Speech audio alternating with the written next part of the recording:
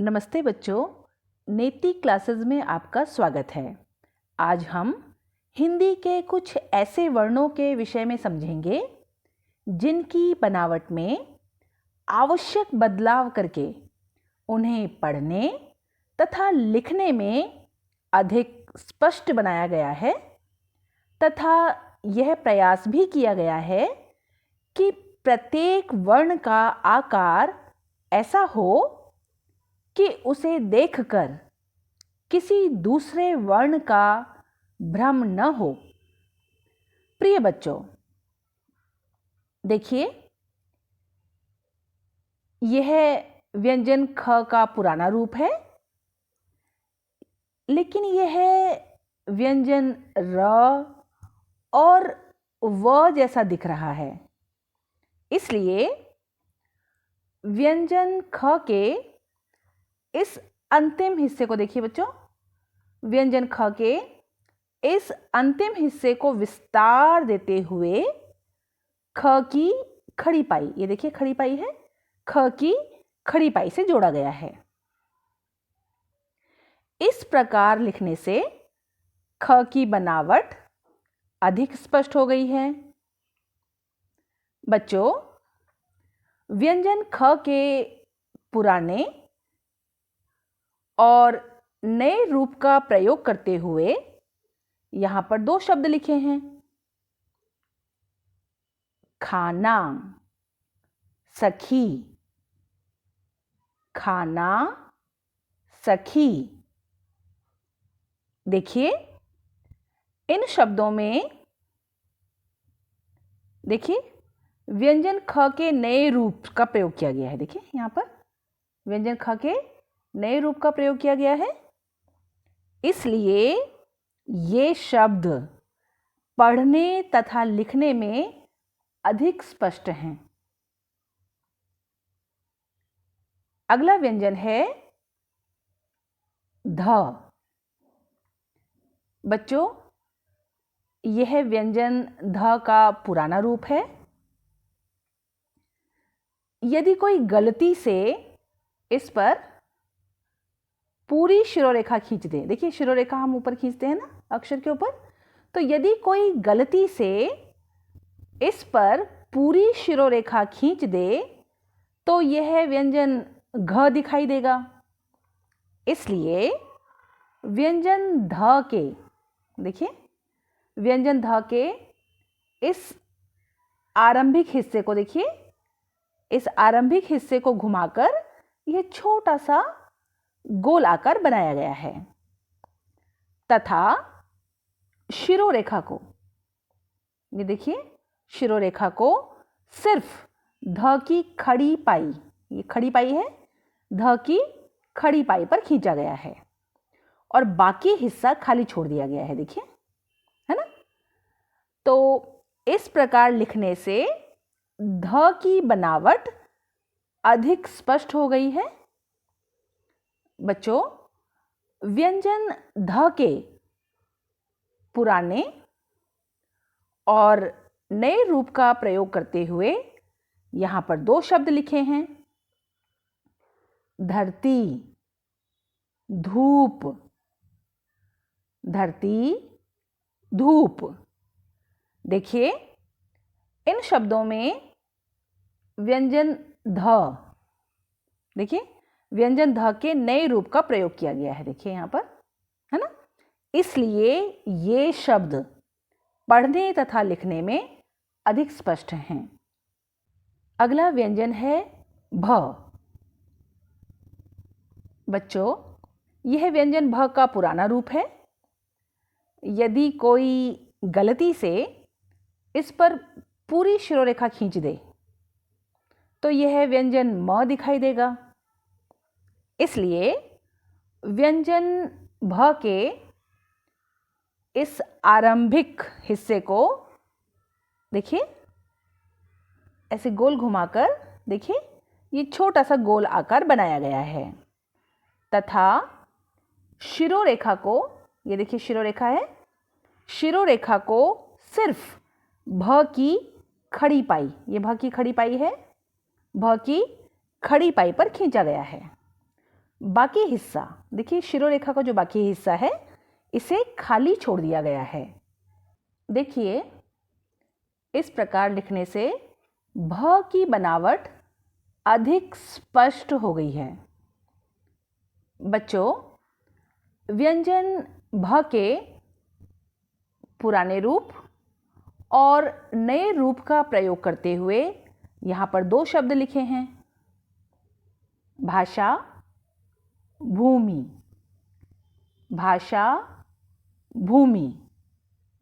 देखिए इन शब्दों में व्यंजन भ के नए रूप का प्रयोग किया गया है, देखिए, है ना। इसलिए ये शब्द पढ़ने तथा लिखने में अधिक स्पष्ट हैं। अगला है द्वित्व व्यंजन ट ट। यह पुराना रूप है।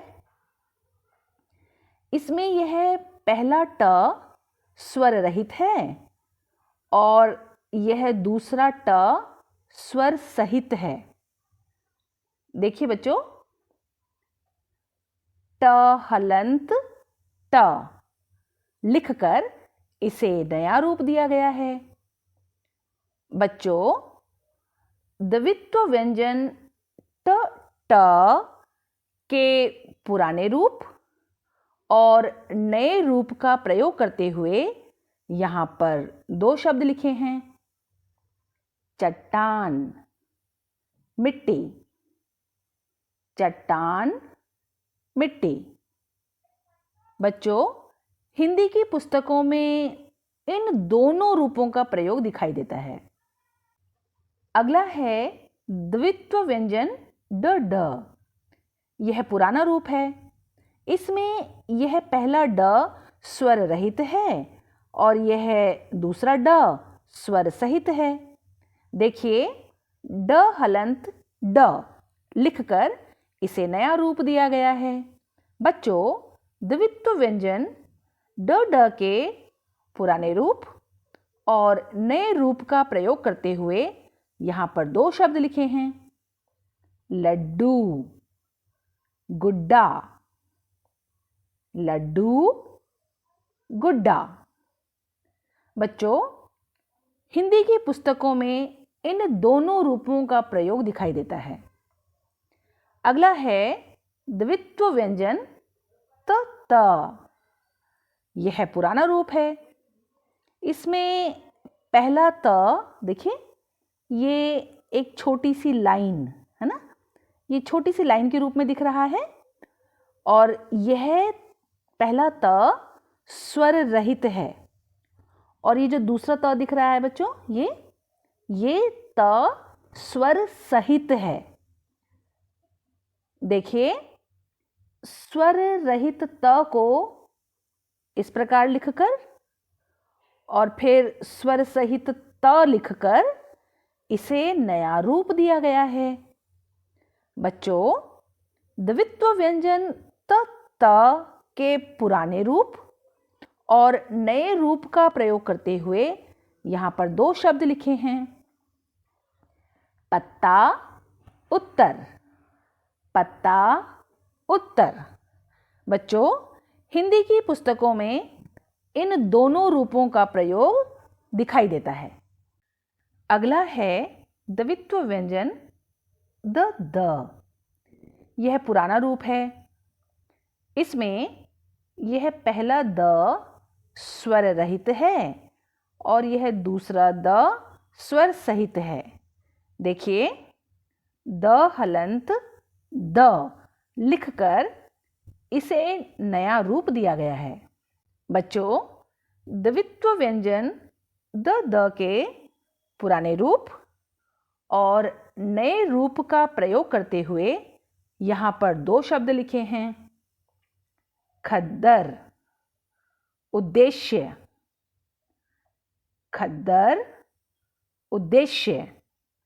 हिंदी में इन दोनों रूपों का प्रयोग दिखाई देता है। अगला है द्वित्व व्यंजन न न। यह पुराना रूप है। इसमें यह पहला न स्वर रहित है और यह दूसरा न स्वर सहित है। देखिए, स्वर रहित न को इस प्रकार लिखकर और फिर स्वर सहित न को लिखकर इसे नया रूप दिया गया है। बच्चों, द्वित्व व्यंजन न के पुराने रूप और नए रूप का प्रयोग करते हुए यहाँ पर दो शब्द लिखे हैं। देखिए, अन्न, गन्ना, अन्न, गन्ना। हिंदी में इन दोनों रूपों का प्रयोग दिखाई देता है। अगला है संयुक्ताक्षर कत। यह पुराना रूप है। यह स्वर रहित क और स्वर सहित त के मेल से बना है। देखिए, क व्यंजन के ये अंतिम घुमाव को हटाकर इसे स्वर रहित रूप दिया गया है और फिर स्वर सहित त लिखकर इसे नया रूप दिया गया है। बच्चों, संयुक्ताक्षर कत के पुराने रूप और नए रूप का प्रयोग करते हुए यहाँ पर दो शब्द लिखे हैं। वक्त, रिक्त, वक्त, रिक्त। हिंदी में इन दोनों रूपों का प्रयोग दिखाई देता है, लेकिन बच्चों, स्पष्ट लेखन के लिए इस नए रूप का प्रयोग करना चाहिए। अगला है संयुक्ताक्षर ट ठ। यह पुराना रूप है। इसमें पहला व्यंजन ट स्वर रहित है और दूसरा व्यंजन ठ स्वर सहित है। देखिए, ट हलंत ठ लिखकर इसे नया रूप दिया गया है। बच्चों, संयुक्ताक्षर ट ठ के पुराने रूप और नए रूप का प्रयोग करते हुए यहाँ पर दो शब्द लिखे हैं। इकट्ठा, गट्ठर, इकट्ठा, गट्ठर। आपने हिंदी शब्दों में इन दोनों रूपों का प्रयोग देखा होगा। अगला है संयुक्ताक्षर ड ढ। यह पुराना रूप है। इसमें पहला व्यंजन ड स्वर रहित है और दूसरा व्यंजन ढ स्वर सहित है। देखिए, ड हलंत ढ लिखकर इसे नया रूप दिया गया है। बच्चों, संयुक्ताक्षर ड ढ के पुराने रूप और नए रूप का प्रयोग करते हुए यहाँ पर दो शब्द लिखे हैं। गड्ढा, बुढ़ा, गड्ढा, बुढ़ा। आपने हिंदी शब्दों में इन दोनों रूपों का प्रयोग देखा होगा। अगला है संयुक्ताक्षर द ध। यह पुराना रूप है। इसमें पहला व्यंजन द स्वर रहित है और दूसरा व्यंजन ध स्वर सहित है। देखिए, द हलंत ध लिखकर इसे नया रूप दिया गया है। बच्चों, संयुक्ताक्षर द ध के पुराने रूप और नए रूप का प्रयोग करते हुए यहाँ पर दो शब्द लिखे हैं। शुद्ध, उद्धार, शुद्ध, उद्धार। आपने हिंदी शब्दों में इन दोनों रूपों का प्रयोग देखा होगा। अगला है संयुक्ताक्षर द्य। यह पुराना रूप है।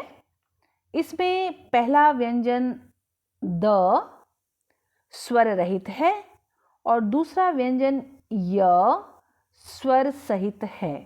देखिए, द हलंत य लिखकर इसे नया रूप दिया गया है।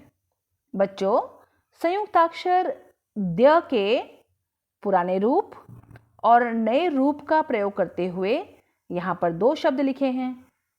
गद्य, विद्यालय, गद्य, विद्यालय।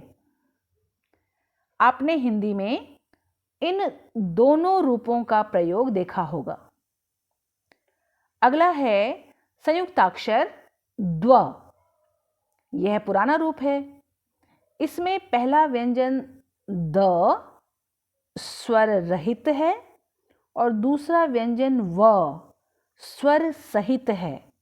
देखिए, द हलंत व लिखकर इसे नया रूप दिया गया है।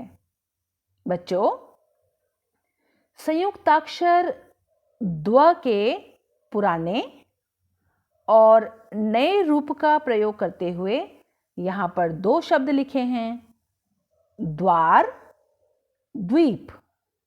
द्वार द्वीप।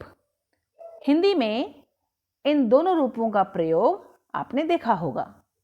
अगला है संयुक्ताक्षर ह न। यह पुराना रूप है।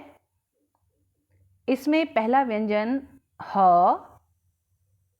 स्वर रहित है और दूसरा व्यंजन न स्वर सहित है। देखिए, ह हलंत न लिखकर इसे नया रूप दिया गया है। बच्चों, संयुक्ताक्षर ह न के पुराने रूप और नए रूप का प्रयोग करते हुए यहाँ पर दो शब्द लिखे हैं, चिन्ह अपराहन। चिन्ह अपराहन। आपने हिंदी शब्दों में इन दोनों रूपों का प्रयोग देखा होगा। अगला है संयुक्ताक्षर ह म। यह पुराना रूप है। इसमें पहला व्यंजन ह स्वर रहित है और दूसरा व्यंजन म स्वर सहित है। देखिए, ह हलंत म लिखकर इसे नया रूप दिया गया है। बच्चों, संयुक्ताक्षर ह म के पुराने और नए रूप का प्रयोग करते हुए यहाँ पर दो शब्द लिखे हैं, ब्रह्मा ब्राह्मण। ब्रह्मा ब्राह्मण। आपने हिंदी में इन दोनों रूपों का प्रयोग देखा होगा। अगला है संयुक्ताक्षर हय। यह पुराना रूप है। इसमें पहला व्यंजन ह स्वर रहित है और दूसरा व्यंजन य स्वर सहित है। देखिए, ह हलंत य लिखकर इसे नया रूप दिया गया है। बच्चों, संयुक्ताक्षर हय के पुराने रूप और नए रूप का प्रयोग करते हुए यहाँ पर दो शब्द लिखे हैं, बाह्य ग्राह्य। बाह्य ग्राह्य। आपने हिंदी में इन दोनों रूपों का प्रयोग देखा होगा। अगला है संयुक्ताक्षर हल। यह पुराना रूप है। इसमें पहला व्यंजन ह स्वर रहित है और दूसरा व्यंजन ल स्वर सहित है। देखिए, ह हलंत ल लिखकर इसे नया रूप दिया गया है। बच्चों, संयुक्ताक्षर ह ल के पुराने रूप और नए रूप का प्रयोग करते हुए यहाँ पर दो शब्द लिखे हैं, आह्लाद प्रहलाद। आह्लाद प्रहलाद। आपने हिंदी में इन दोनों रूपों का प्रयोग देखा होगा। अगला है संयुक्ताक्षर हव। यह पुराना रूप है। इसमें पहला व्यंजन ह स्वर रहित है और दूसरा व्यंजन व स्वर सहित है। देखिए, ह हलंत व लिखकर इसे नया रूप दिया गया है।